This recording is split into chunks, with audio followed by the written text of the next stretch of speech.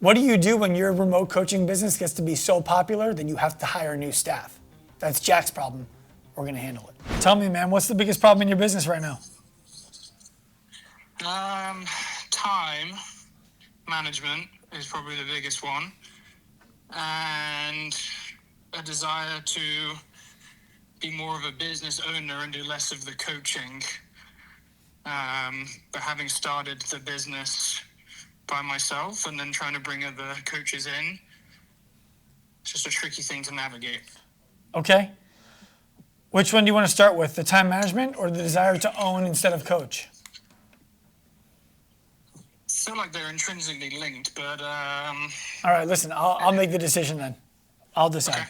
We're going to start with the desire to own over the desire to coach. Okay. Frequently, the desire to own instead of the desire to coach comes with the perceptive value of more time freedom. Yes? Not necessarily time freedom. I think I can have a bigger impact if I don't coach, which might sound a bit strange. It doesn't sound strange, but most of the time when people say bigger impact, what they mean is bigger income. So share with me what you mean by bigger impact. Bigger impact doesn't... I'm not actually talking about income. I'm talking about... I believe you. I just want to understand what it is.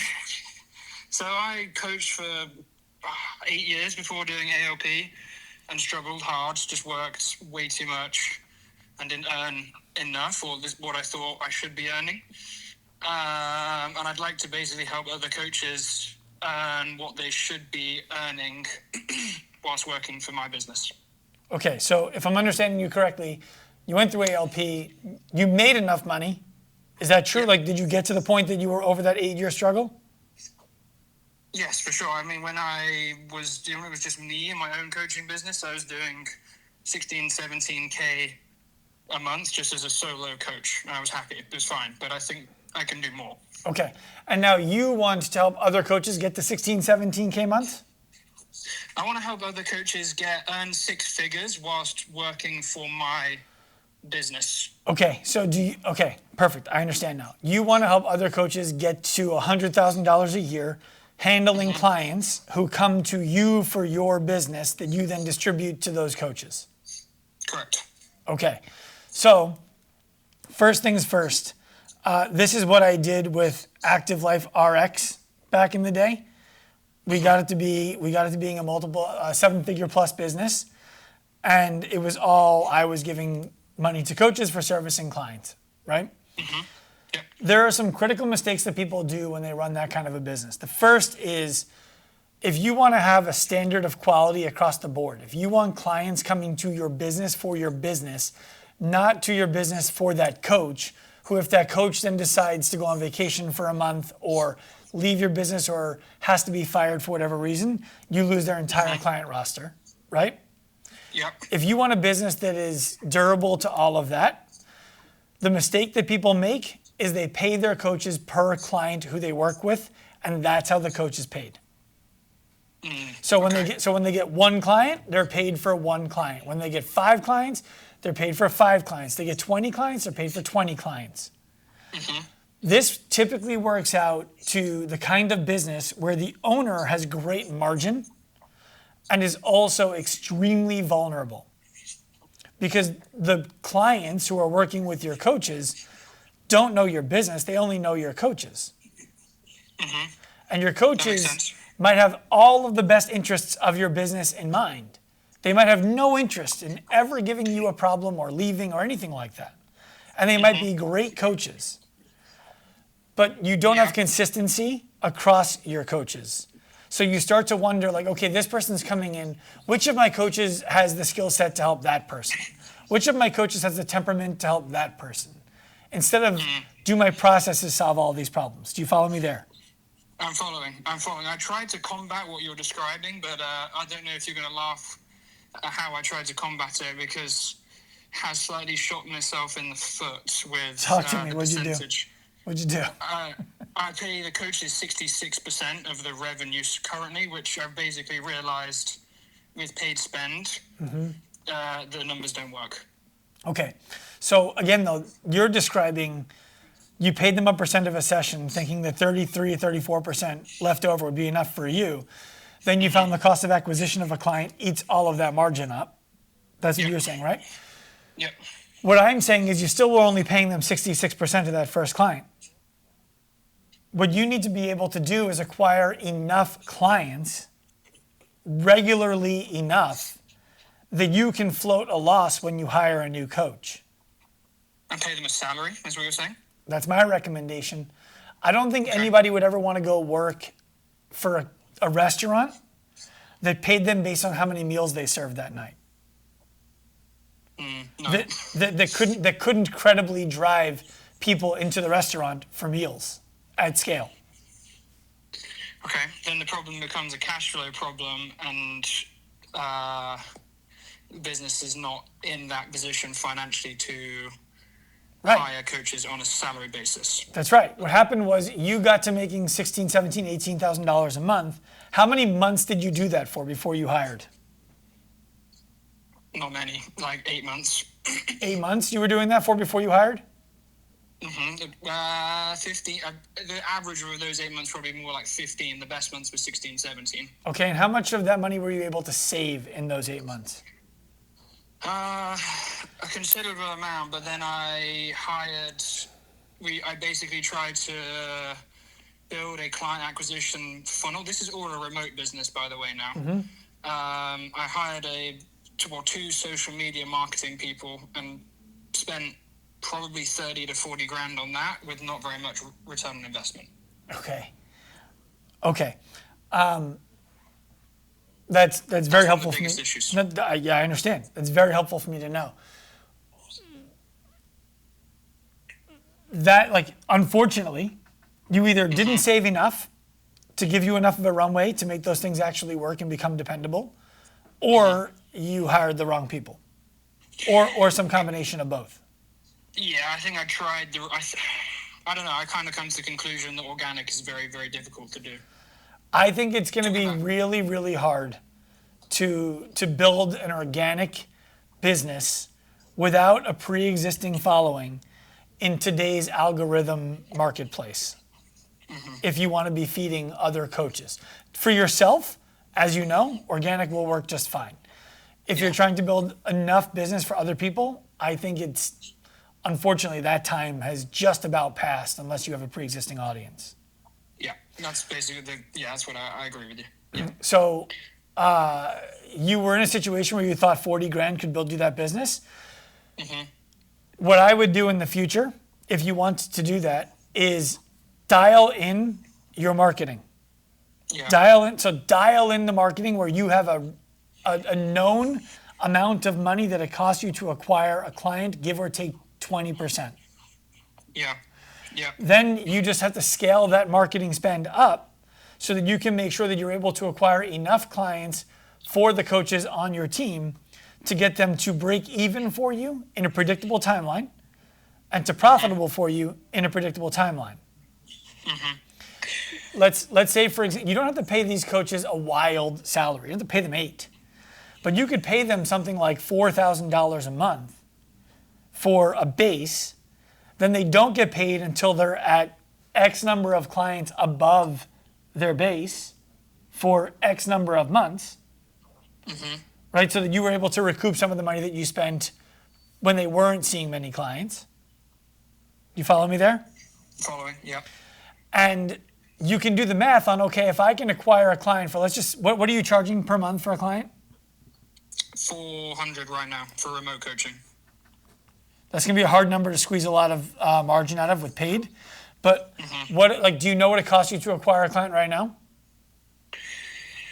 Well, we just ran, with the help of a consultant, a paid marketing campaign, and we landed 2 clients and we spent $1,800 on ads total.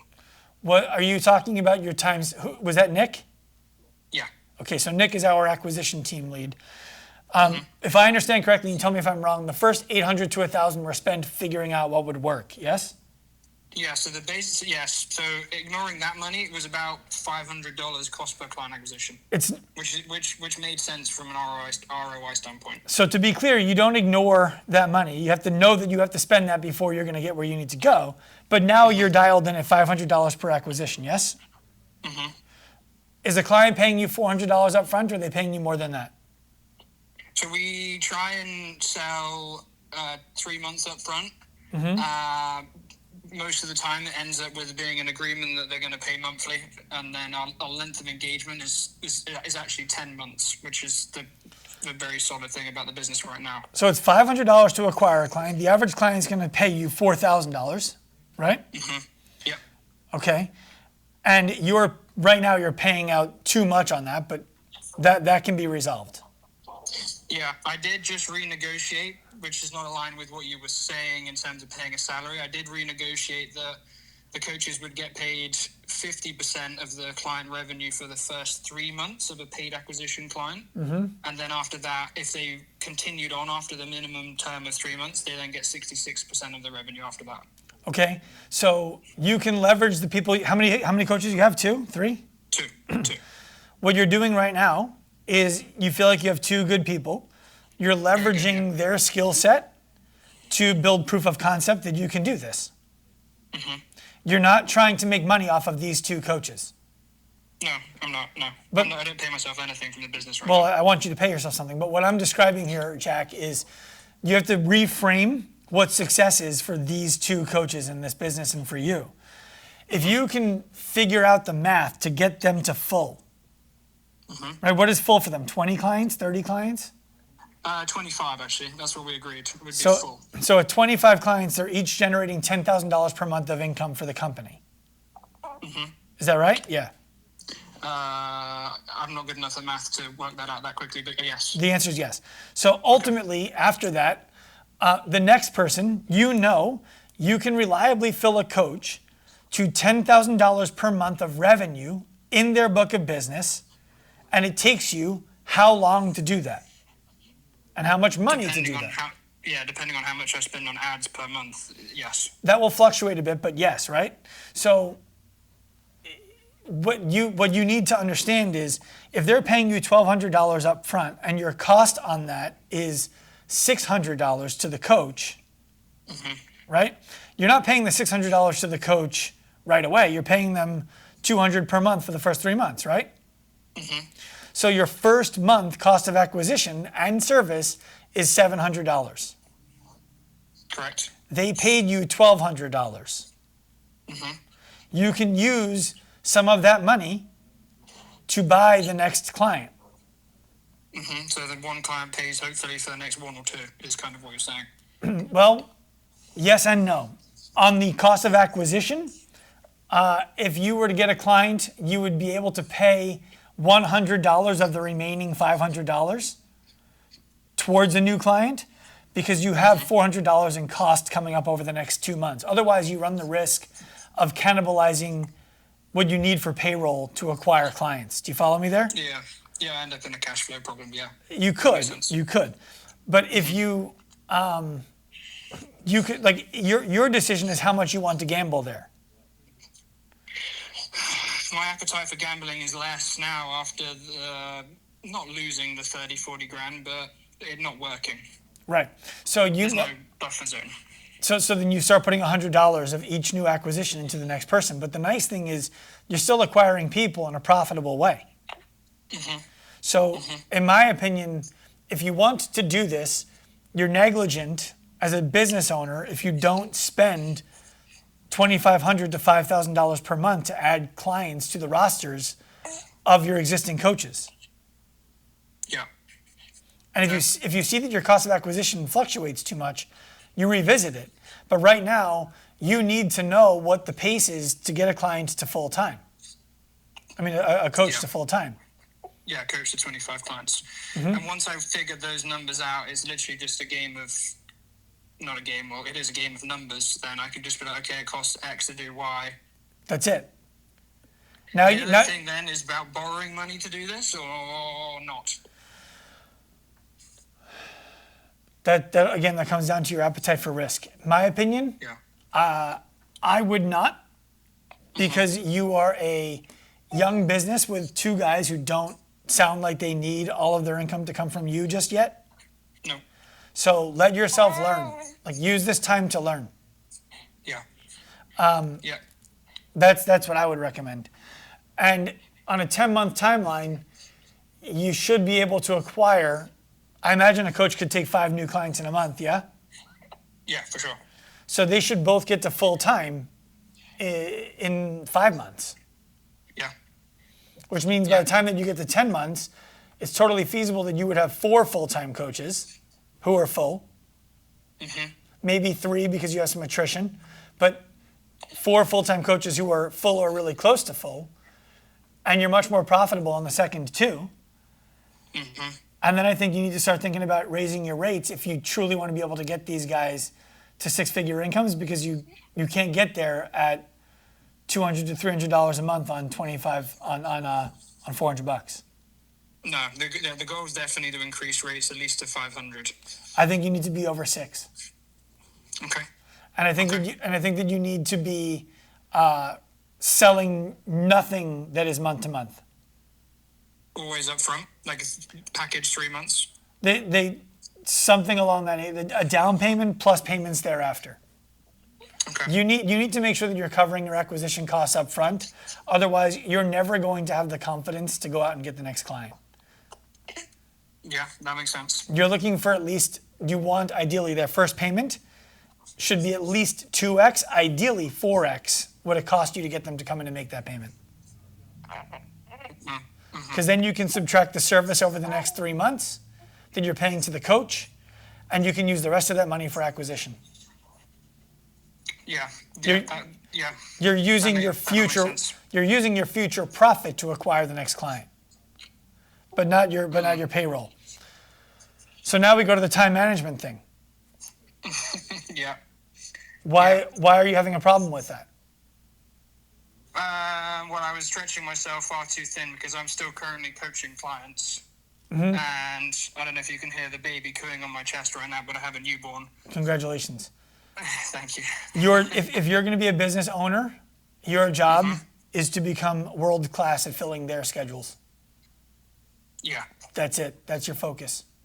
That's the aim. So you That's get, the like aim. you have a fire under your ass that is that baby on your chest. Very much so, yes. Get good at it fast, and make that the only thing you focus on. Copy. Okay. Is this helpful? Very helpful, yeah. It makes a ton of sense. One last thing for you.